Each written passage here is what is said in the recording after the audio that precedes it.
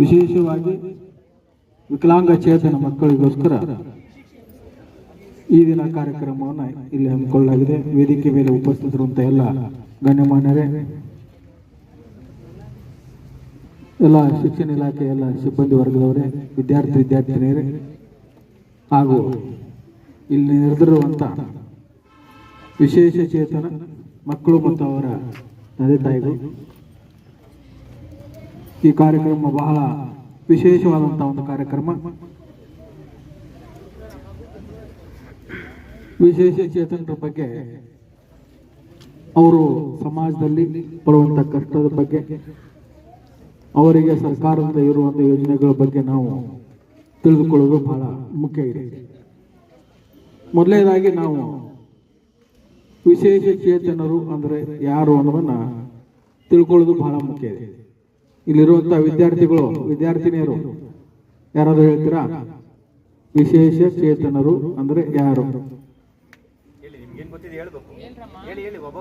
ಹೇಳಿ, ನಿಮ್ಗೇನು ಗೊತ್ತಿದೆ ಅಂತ ಹೇಳಿ.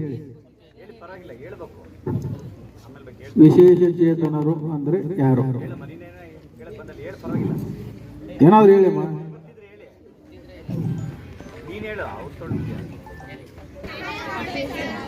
ಅವ್ರಿಗೆ ಏನ್ ಅನ್ಬೇಕು ನಾವು? ವಿಶೇಷ ಚೇತನರು ಅಂತ ಕರಿಬೇಕು.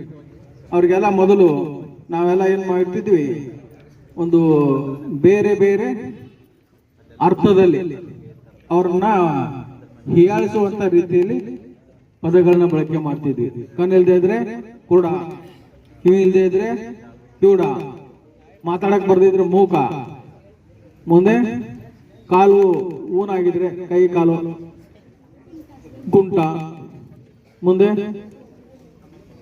ಹೀಗೆ ಅವರನ್ನ ಬೇರೆ ಬೇರೆ ಶಬ್ದಗಳಲ್ಲಿ ಒಂದು ಹೀಯಾಳಿಸೋ ರೀತಿಯಲ್ಲಿ, ಅಲ್ಲಿ ಏನೋ ಹೋಗ್ತಾ ಇದ್ರೆ ಕುಂಟ ಬಾರೋ ಅಂತ ಕರೆಯೋದು, ಕಿವುಡ ಬಾರೋ ಅಂತ ಕರೆಯೋದು, ಹಿಂದ್ಗಡೆ ಅವನ ಬಗ್ಗೆ ಹೆಚ್ಚು ಏನೇನೋ ಕಿಟ್ಲೆ ಮಾಡೋದು, ಮಾತಾಡೋದು, ಅವನ ಅಸಹ್ಯಗೊಳಿಸೋದು ಅಂತ ನಾವು ಮಾಡ್ತಾ ಇರ್ತೀವಿ. ಅವನು ಕುರುಡರಾಗಿ ಹುಟ್ಟಿರ್ಬೋದು, ಕುಂಟಾಗಿ ಹುಟ್ಟಿರ್ಬೋದು, ಕಿವುಡಾಗಿರ್ಬೋದು, ಮೂಕಾಗಿರ್ಬೋದು, ಮಾನಸಿಕ ಅಸ್ವಸ್ಥ ಆಗಿರ್ಬೋದು. ಅದ್ರಲ್ಲಿ ಅವನದೇನಾದ್ರು ತಪ್ಪಿದೆಯಾ? ಯಾರು ತಪ್ಪು? ದೇವ್ರದು. ದೇವ್ರ ತಪ್ಪ ಅಂದ್ರೆ ದೇವ್ರು ತಪ್ಪು ಮಾಡ್ತಾನಂತ ಆಯ್ತು ನಿಮ್ಮ ಅರ್ಥದಲ್ಲಿ. ಮತ್ತೆ ಯಾರು ತಪ್ಪು? ಈ ಕಡೆ ಹುಡುಗಿಯರು ಹೇಳ್ಬೇಕು, ತಪ್ಪಾಯ್ತು. ನಿಮ್ದೇನಾ?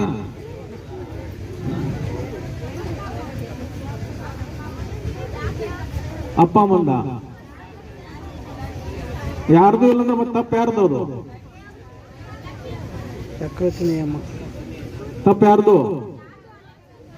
ಯಾರ್ದು ಅಲ್ಲ. ಯಾರಾದ್ರೂ ತಪ್ಪು ಮಾಡಿರ್ಬೇಕಲ್ಲ, ಅದೃಷ್ಟ.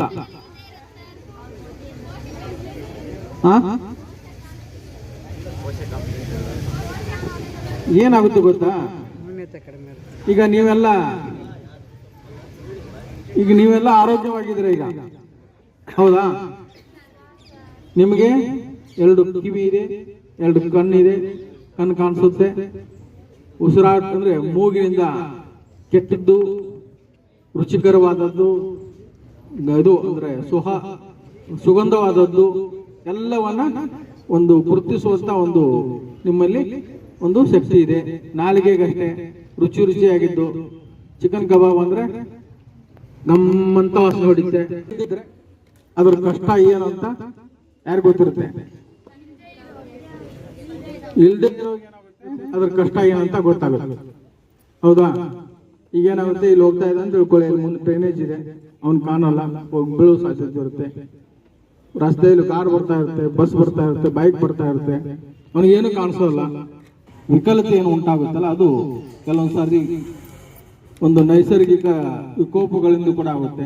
ಯಾವುದೋ ನಮ್ಮ ಮನೆಯಲ್ಲಿ ಮಲ್ಕೊಂಡಿದ್ದು ತಿಳ್ಕೊಳ್ಳಿ, ಸಡನ್ ಆಗಿ ಭೂಕಂಪ ಆಗಿದೆ, ಮನೆ ಎಲ್ಲ ಅದ್ರ ಬಿಟ್ಟು ಮನೆಯಲ್ಲಿದ್ದಂಥ ಗೋಡೆ ಎಲ್ಲ ನಮ್ಮ ಮೇಲೆ ಬೀಳುತ್ತೆ. ಯಾವುದೋ ಒಂದು ಕೈ ಮುರುತ್ತೆ, ಕಾಲ ಮುರುತ್ತೆ, ಅಥವಾ ಯಾವುದೋ ಒಂದು ಫ್ಲಡ್ ಬರುತ್ತೆ, ಅಲ್ಲೆಲ್ಲೋ ಒಂದು ಚಿಕ್ಕ ಜೀವನ ಇರುವವರೆಗೆ ಏನು ದೇವರು ಕೊಟ್ಟಿದ್ದಾನಲ್ಲ, ಕಣ್ಣು, ಕಿವಿ, ಮೂಗು, ಬಾಯಿ, ಕೈ, ಕಾಲು, ಮೆದುಳು ಎಲ್ಲನೂ ನಾವು ವ್ಯವಸ್ಥಿತವಾಗಿ ಜೀವನ ಪರ್ಯಂತ ಇಟ್ಕೊಂಡ್ರೆ ಅದು ನಮ್ಮ ಸುದೈವ. ಮತ್ತು ಅದನ್ನ ಚೆನ್ನಾಗಿ ಕೊಟ್ಟಿದ್ದನ್ನ ಕಾಪಾಡಿಕೊಳ್ಳೋದು ನಮ್ಮ ಕೈಲಿದೆ. ನಮ್ಮ ಕೈಲಿದೆ ಅಲ್ವಾ?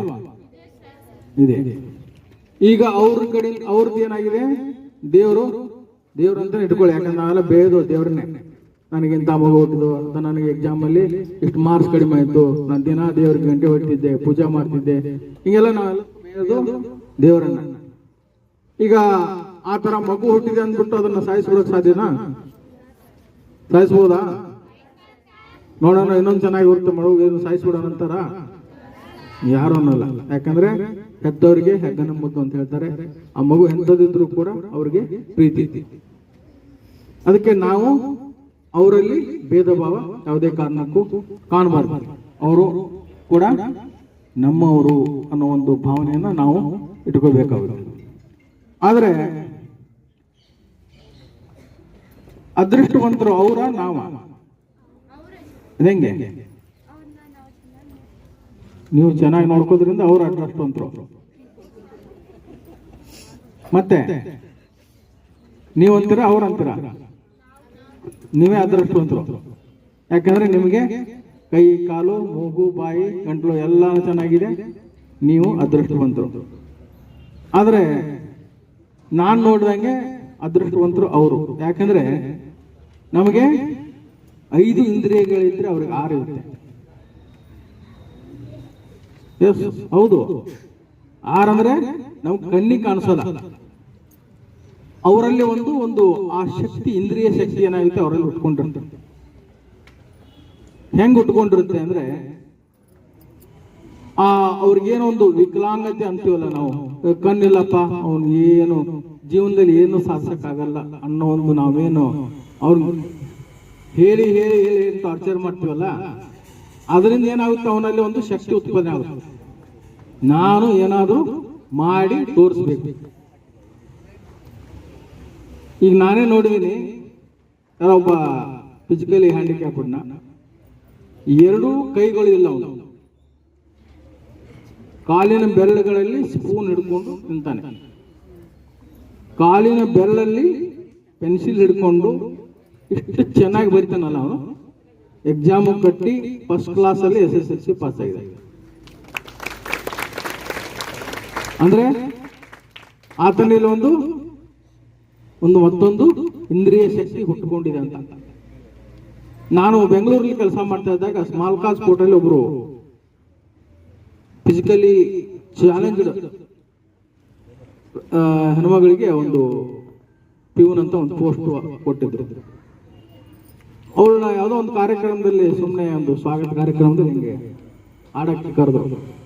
ಎಷ್ಟು ಸುಮಧುರ ಕಂಠು ಇತ್ತಂದ್ರೆ ಅವಳಿಗೆ ಒಂದು, ಈಗೆಲ್ಲ ನಾವು ಹೇಳ್ತೀವಲ್ಲ, ಲತಾ ಮಂಗೇಶ್ಕರ್, ಎಸ್ ಜಾನಕಿ, ಅನುರಾಧ ಪಡೋಲ್, ಇವ್ರನ್ನೆಲ್ಲ ಹೇಳ್ತೀವಲ್ಲ, ಅದೇ ತರ ಒಂದು ವಾಯ್ಸ್ನಲ್ಲಿ ಅವಳು ಹಾಡ್ತಾ ಇದ್ರು. ಇದಕ್ಕೇನ್ ಕಾರಣ? ತುಮಕೂರದಲ್ಲಿ ಒಂದು 2 ಜನ ಹುಡುಗಿಯರಿದ್ರಲ್ಲ, ಬ್ಲೈಂಡ್, ಯಾವುದೋ ಒಂದು ಇದ್ರ ಕಾರ್ಯಕ್ರಮದಲ್ಲಿ ಭಾಗವಹಿಸಿದ್ರಲ್ಲ, ಸಾರಿಗಮ, ಅವರು ಹುಟ್ಟು ಕುರುಡಿಯವರು. ಪಾಪ ಯಾವುದೋ ಒಂದು ದೇವಸ್ಥಾನ ತರ ಕುತ್ಕೊಂಡು, ಅವ್ರ ತಂದೆ ತಾಯಿಗಳು ಯಾರು ಇರಲಿಲ್ಲ, ಮನೆ ಇರಲಿಲ್ಲ, ಮುಂದೆ ಅಲ್ಲಿ ಕುತ್ಕೊಂಡು ದೇವಸ್ಥಾನ ಹತ್ರ ಹಾಡಿ ಭಿಕ್ಷೆ ಬರ್ತಿದ್ರು. ಆಮೇಲೆ ಅವ್ರನ್ನ ಯಾರೋ ಗುರುತಿಸಿಬಿಟ್ಟು ಸಾರಿಗಮ ಕಾರ್ಯಕ್ರಮದಲ್ಲಿ ಕರೆಸಿಬಿಟ್ಟು ಅವರು ಇಷ್ಟು ಸುಮಧುರವಾಗಿ ಹಾಡ್ತಿದ್ರು ಅಂದ್ರೆ ಅಲ್ಲಿ ಕೇಳೋರು ಒಂಥರ ಮುಗ್ಧರಾಗಿ ಶಾಂತ ಚಿತ್ತವಾಗಿ ಕೇಳ್ತಿದ್ರು. ಹೀಗೆ ಪ್ರತಿಭೆ ಅನ್ನೋದು, ಪ್ರತಿಭೆಗೆ ಅಂಗವಿಕಲತೆ ಅಡ್ಡಿ ಬರಲ್ಲ. ಮುಂದೆ ಇನ್ನೂ ಯಾರೋ ನೋಡಿದೆ ನಾನು, ಅವನಲ್ಲಿ ದೈಹಿಕ ಅಂಗವಿಕಲತಿದ್ರು ಚಿತ್ರಕಲೆಯಲ್ಲಿ ಈಗ ನೀವೇನಾದ್ರೂ ಈ ಹುಡುಗಿ ಕೂತಿದ್ದಾಳಲ್ಲ ಹಿಂಗೆ ತೆಗೆಂದ್ರೆ ಹಿಂಗೆ ತೆಗಿತಿದ್ದಾಳ ಸೇಮ್ ಡಿಟ್ಟೋ ಏನ್ ಕೂತಿದೆಯಲ್ಲ ನೀನು ನಿನ್ ಕಣ್ಣು ಕೂದಲು ಪ್ರತಿಯೊಂದು ಹಿಂಗೆ ಅಂದ್ರೆ ಹಿಂಗೆ ತೆಗಿತಿ. ಅದೇ ಸಾಧ್ಯ? ಕೈ ಇಲ್ಲ ಅವನಿಗೆ. ಅದಕ್ಕೆ ಅವನಲ್ಲಿ ಒಂದು ವಿಶೇಷವಾದಂತ ಒಂದು ಶಕ್ತಿ ಬಂದಿರುತ್ತೆ. ಆ ಶಕ್ತಿಯನ್ನ ಈ ಮಕ್ಕಳು ಪಡ್ಕೊಂಡಿರ್ತಾರೆ. ಏನಾಗುತ್ತೆ ಅಂದ್ರೆ, ನಾನು ನಮ್ಮ ಇಲ್ಲೆಲ್ಲ ವಕೀಲರು ಮಿತ್ರಗಳು ಇದ್ದಾರೆ, ಅವ್ರಿಗೆಲ್ಲ ಗೊತ್ತು. ದಿನಾ ಒಂದೊಂದು ಕಾನೂನು ಬರ್ತಾ ಇರುತ್ತೆ, ದಿನಾ ಒಂದು ಸುಪ್ರೀಂ ಕೋರ್ಟ್ ಹೈಕೋರ್ಟ್ ತೀರ್ಪು ಆಗ್ತಾ ಇರುತ್ತೆ. ಬಿಜಾಪುರ ನೀವು ಬರೆಯುವಾಗ ಮಿಸ್ಟೇಕ್ ಮಾಡ್ತೀರಾ ಇಲ್ವಾ? ತೆಗೆದ್ಬಿಟ್ಟು ಮತ್ತೆ ಮುಂದೆ ಬರೀತೀರಲ್ವಾ? ಅಲ್ಲಿ ಒಬ್ರು ಅಡ್ವೊಕೇಟ್ ಇದ್ರು, ನಾನು ಅಲ್ಲಿ ವರ್ಕ್ ಮಾಡ್ತಿದ್ದವಾಗ ಅವ್ರ ಕೇಸು ಪ್ಲೇಂಟ್ ಅಂತ ಹೇಳ್ತಾರೆ, ಪ್ಲೀಡಿಂಗ್ಸ್ ಅಂತ ಡ್ರಾಫ್ಟ್ ಮಾಡಿ ಕೋರ್ಟ್ ಕೊಡ್ತಿರ್ತಾರಲ್ಲ, ಅದರಲ್ಲಿ ಒಂದೇ ಒಂದು ಶಬ್ದ ಕರೆಕ್ಟ್ ಇರ್ತಿರ್ಲಿಲ್ಲ. ಎಲ್ಲರೂ ಕಣ್ಣು ಕಾಣ್ತಿರ್ಲಿಲ್ಲ ಅವ್ರಿಗೆ. ಅವರು ಜೂನಿಯರ್ಸ್ ಹಿಡ್ಕೊಂಡ್ ಬರ್ತಿದ್ರು, ಒಂದೇ ಒಂದು ಪದ ಕರೆಕ್ಷನ್ ಇರ್ತಿರ್ಲಿಲ್ಲ ಅವ್ರು ಡ್ರಾಫ್ಟ್ ಮಾಡಿದ್ರಲ್ಲಿ. ಹೆಂಗ್ ಸಾಧ್ಯ? ಹೌದಾ? ಅದು ಅಷ್ಟೇ ಅಲ್ಲದೆ, ನಾನು ಕೆಲವು ಸಲ ವಕೀಲ ನೋಡಿದ್ದೀನಿ, ಸುಮಾರು ಗಂಟೆ ಕೇಳ್ತಿರ್ತಾರೆ, ಕ್ರಾಸ್ ಕೇಳ್ತಿರ್ತಾರೆ. ಅವ್ರದ್ದು ಬಹಳ ಅಂದ್ರೆ 2 ರಿಂದ 3 ನಿಮಿಷ ಅಷ್ಟೇ. 2 ನಿಮಿಷದಲ್ಲಿ ಏನ್ ಬೇಕೋ ಅವ್ರಿಗೆ ಕೇಸಿಗೆ ಅದನ್ನ ಸಾಕ್ಷಿಯಿಂದ ತಗೊಂಡ್ಬರ್ತಿದ್ರು. ಆರ್ಗ್ಯುಮೆಂಟ್ ಅಷ್ಟೇ. ಇವತ್ತು ಜಜ್ಮೆಂಟ್, ಸುಪ್ರೀಂ ಕೋರ್ಟ್ ಜಜ್ಮೆಂಟ್ ಅನ್ನ ಇವತ್ತೇ ಹೇಳ್ತಿದ್ರು. ಹೆಂಗ್ ಸಾಧ್ಯ? ಕಣ್ಣು ಕಾಣ್ತಿರಲಿಲ್ಲ, ಹೆಂಗ್ ಓದ್ತಿರ್ಬೇಕು ಅವರು ಹೇಳಿ? ಬ್ರೇಲ್ ಲಿಪಿನೂ ಉಪಯೋಗ ಮಾಡ್ತಿರ್ಲಿಲ್ಲ ಅವರು. ಇವತ್ತೇನಾದ್ರೂ ಒಂದು ಇದನ್ನ ಬಂದಿದ್ರೆ ಅವ್ರ ಜೂನಿಯರ್ಸ್ ಓದಿ ಹೇಳ್ತಿದ್ರು, ಅದನ್ನ ಇಲ್ಲಿ ಮೈಂಡ್ ಫಿಟ್ ಆಗ್ತಿತ್ತು, ಮೈಂಡ್ ಅಲ್ಲಿ ಫಿಟ್ ಆಗ್ತಿತ್ತು. ಮುಂದೆ ಅವ್ರ ಇದೆಲ್ಲ ಅವರು ಸಾಧನೆ ಮಾಡೋಕ್ಕೆ ಏನ್ ಕಾರಣ ಅಂದ್ರೆ, ಅವರಲ್ಲಿ ಆಕರ್ಷಣೆ, ಬೇರೆ ಕಡೆ ಆಕರ್ಷಣೆ ಕಡಿಮೆ ಆಗ್ಬಿಡ್ತು. ಈಗ ನಮ್ ಕಣ್ಣು ಮುಚ್ಚಿಕೊಂಡಿದೆ ಅಂತ ತಿಳ್ಕೊಳ್ಳಿ, ನಾನು ಬ್ಲೈಂಡ್ ಇದ್ದೀನಿ ಅಂತ ತಿಳ್ಕೊಳ್ಳಿ, ಈಗ ನನಗೇನು ಕಾಣ್ತಾ ಇಲ್ಲ. ಅವಾಗ ಏನಾಗುತ್ತೆ? ನಾನೇನ್ ಕಲ್ಪಿಸ್ಕೊಳ್ತೀನಿ ಜಗತ್ತಂದ್ರೆ, ನನ್ನದೇ ಆದಂತ ಒಂದು ವಿಚಾರದಲ್ಲಿ ಕಲ್ಪಿಸ್ಕೊಳ್ತೀನಿ. ನನಗೆ ಬೇರೆ ಕಡೆ ಒಂದು ಆಕರ್ಷಣೆ ಇರಲ್ಲ. ಅಥವಾ ನನಗೆ ಇನ್ನೂ ದುರ್ಬುದ್ಧಿಗಳು, ಯಾವುದು ಮೋಸ ಮಾಡೋದು, ಕದಿಯೋದು, ಲೂಟಿ ಮಾಡೋದು, ಇನ್ನೊಬ್ಬರು ಕೊಲೆ ಮಾಡೋದು, ಇಂಥವೆಲ್ಲ ಏನ್ ನಮ್ಮ ದುರ್ಬುದ್ಧಿಗಳು ಇರುತ್ತೆ, ಅತ್ಯಾಚಾರ ಮಾಡೋದು, ಇವು ಯಾವ, ಅಥವಾ ದುಡ್ಡು ಹೊಡೆಯೋದು, ಇವೆಲ್ಲ ಏನ್ ನಮ್ಮಲ್ಲಿ ಏನ್ ದುರ್ಬುದ್ಧಿಗಳು ಬಂದಿರುತ್ತಲ್ಲ, ಇವೆಲ್ಲ ಯಾರಲ್ಲಿ ಇರುತ್ತೆ? ಎಲ್ಲ ಚೆನ್ನಾಗಿರೋರ ಮೇಲೆ, ಎಲ್ಲ ಕೈ ಕಾಲು ಏನೆಲ್ಲ ಚೆನ್ನಾಗಿರುತ್ತಲ್ಲ, ಇವರೇ ಇಂಥದ್ದೆಲ್ಲ ಮಾಡೋದು. ಅವ್ರಿಗೇನಾಗುತ್ತೆ? ಅದೆಲ್ಲ ಕಲ್ಪನೆ ಇರಲ್ಲ. ಅದಕ್ಕೇನಾಗುತ್ತೆ? ಅವ್ರಿಗೆ ಹೆಚ್ಚು ಒಂದು ಯಾವುದೋ ಒಂದು ವಿದ್ಯಾಭ್ಯಾಸ ಆಯ್ತು, ಹಾಡು ಹಾಡೋದಾಯ್ತು, ಅದು ಸಂಗೀತ ಆಯ್ತು, ಇಂಥ ಇದರಲ್ಲಿ ಏನಾಗುತ್ತೆ? ಅವರಲ್ಲಿ ಆಸಕ್ತಿ ಉಟ್ಕೊಂಡಿರ್ತಾರೆ. ಅದ್ರಗೋಸ್ಕರ ಏನ್ ಮಾಡ್ತಾರೆ ಅವರು? ಅದರ ಮೇಲೆ ಹೆಚ್ಚು ಗಮನ ಮಾಡ್ತಿರ್ತಾರೆ. ಈಗ ನಾನು ಕಣ್ಣು ಮುಚ್ಕೊಂಡಿದ್ದೀನಿ, ನಾನು ಬ್ಲೈಂಡ್ ಅಂತ ತಿಳ್ಕೊಳ್ಳಿ, ನೀವು ಕೂತಿದ್ದು ನನಗೆ ಕಾಣಿಸುತ್ತೆ, ಏನು ಕಾಣಿಸಲ್ಲ, ನನಗೇನು ಯಾರು ಕೂತ್ಕೊಂಡ್ರೆ ಗೊತ್ತಿಲ್ಲ. ನಾನು ಪಂಚೇಂದ್ರಿಯಗಳು ಯಾವ? ಕಣ್ಣು, ಮೂಗು, ಬಾಯಿ, ನಾಲಿಗೆ. ಈ ಎಲ್ಲ ಪಂಚೇಂದ್ರಿಯಗಳು ನಮಗೆ ಏನಾಗಿವೆ? ಸರಿಯಾಗಿ. ಈಗ ವಿಕಲಚೇತನ ಅಂದ್ರೆ ವಿಶೇಷ ಚೇತನ ಮಕ್ಕಳಿಗೆ ಏನಾಗುತ್ತೆ?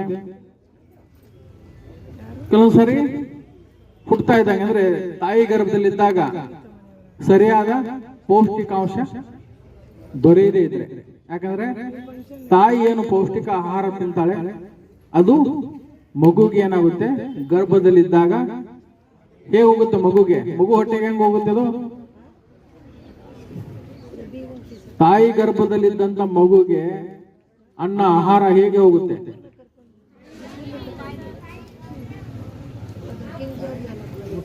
ವಿಜ್ಞಾನ ಓದಿಲ್ವಾ? ಅದೇ ತಾಯಿ ಅಂತ ಕರು ಮುಖಾಂತರ ಒಂದು ಹೊಕ್ಕಳು ನಾಳ ಅಂತ ಇರುತ್ತೆ. ಆ ಮುಖಾಂತರ ಏನಾಗುತ್ತೆ? ತಾಯಿ ಗೊತ್ತೆ, ಮಗು ಜನನಾದ ನಂತರ ಎದೆ ಹಾಲು ಕುಡಿಯೋ ಮುಖಾಂತರ ಮಗುಗೆ ಏನಾಗುತ್ತೆ? ಒಂದು ಪೌಷ್ಟಿಕಾಂಶ ಸಿಗುತ್ತೆ. ಆಮೇಲೆ ಬೆಳವಣಿಗೆ ಆದಂಗೆ ನಾವು ಪೌಷ್ಟಿಕ ಆಹಾರ ಏನೇನು ಕೊಡ್ತೀವಿ, ಕೆಲವೊಂದ್ಸಲ ಗ್ರೈ ವಾಟರ್ ಕೊಡ್ತೀವಿ, ಸೆರ್ಲ್ಯಾಕ್ಸ್ ಕೊಡ್ತೀವಿ. ಹೀಗೆಲ್ಲ ಮಕ್ಕಳಿಗೆ ಬೇರೆ ಬೇರೆ ಅದು ಹೊರಗಡೆ ಫುಡ್ಡು. ತಾಯಿಗೆ ಎದೆ ಹಾಲು ಮನೆಯಲ್ಲಿ ಮಾಡಿದಂಥ ಒಂದು ಅತ್ಯುತ್ತಮವಾದಂಥ ಒಂದು ಪೌಷ್ಟಿಕ ಆಹಾರದಿಂದ ಮಗುವಿನ ದೈಹಿಕ ಬೆಳವಣಿಗೆ ಆಗುತ್ತೆ. ಆದರೆ ದೇಹದಲ್ಲಿ ಇದ್ದಾಗ ಕೆಲವೊಂದು ಸಾರಿ ಏನಾಗುತ್ತೆ, ಒಂದು ಡಾಕ್ಟ್ರು ವೈದ್ಯರು ಸಲಹೆ ಕೊಟ್ಟಂತ ಟ್ಯಾಬ್ಲೆಟ್ಸ್ ಆಯ್ತು, ಮೆಡಿಸಿನ್ಸ್ ಆಯ್ತು, ಇಂಜೆಕ್ಷನ್ಸ್ ಆಯ್ತು, ಇವನ್ನ ಟೈಮ್ ತಗೋಬೇಕಾಗುತ್ತೆ. ಕೆಲವೊಂದ್ಸಲ ಏನೋ ತಪ್ಪಿರಲ್ಲ, ಅಂಥದ್ರಲ್ಲಿ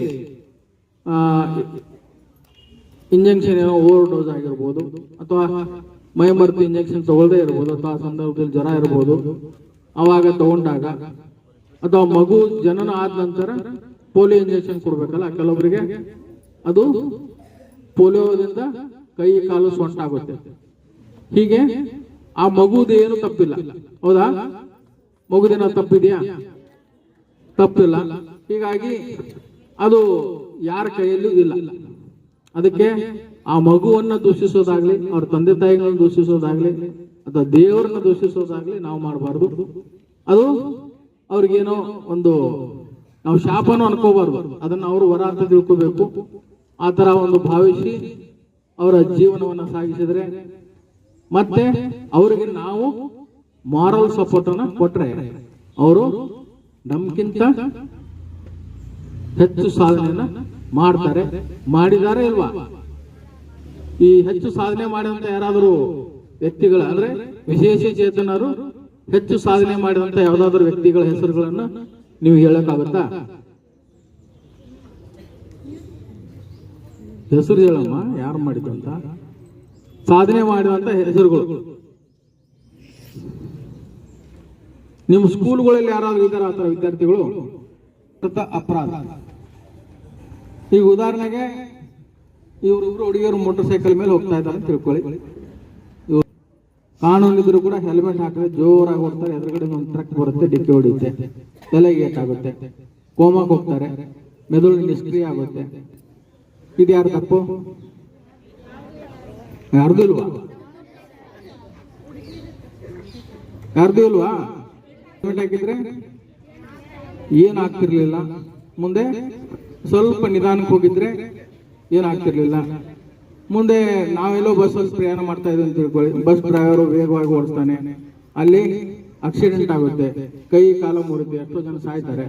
ಕೈ ಕಾಲು ಮುರಿದ್ರೆ ಅದಕ್ಕೆ ನಮ್ದೇನು ತಪ್ಪಿರಲ್ಲ, ನಾವು ಸುರಕ್ಷಿತವಾಗಿ ನಮ್ಮ ಊರುಗಳಿಗೆ ಹೋಗ್ಬೇಕಂತ ಬಸ್ಸಲ್ಲಿ ಪ್ರಯಾಣ ಮಾಡ್ತಾ ಇರ್ತೀವಿ, ಟ್ರೈನಲ್ಲಿ ಪ್ರಯಾಣ ಮಾಡ್ತಿರ್ತೀವಿ, ಅದು ಕಾರಲ್ಲಿ ಹೋಗ್ತಾ ಇರ್ತೀವಿ. ಯಾರ್ದೋ ಒಂದು ನಿರ್ಲಕ್ಷ್ಯಕ್ಕೆ ಕೆಲವೊಂದು ಸಾರಿ ಏನಾಗುತ್ತೆ, ಕೈ ಕಾಲು ಕಳ್ಕೊಂಡು ಬರಬೇಕಾಗುತ್ತೆ. ನಮಗೆ ಪ್ರತಿಯೊಂದು ಅಂಗ ಬಹಳ ಮುಖ್ಯ.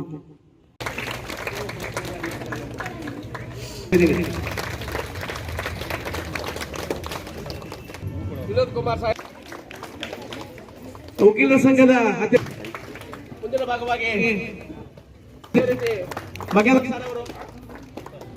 ವಕೀಲರು ಅವರು ಎಲ್ಲ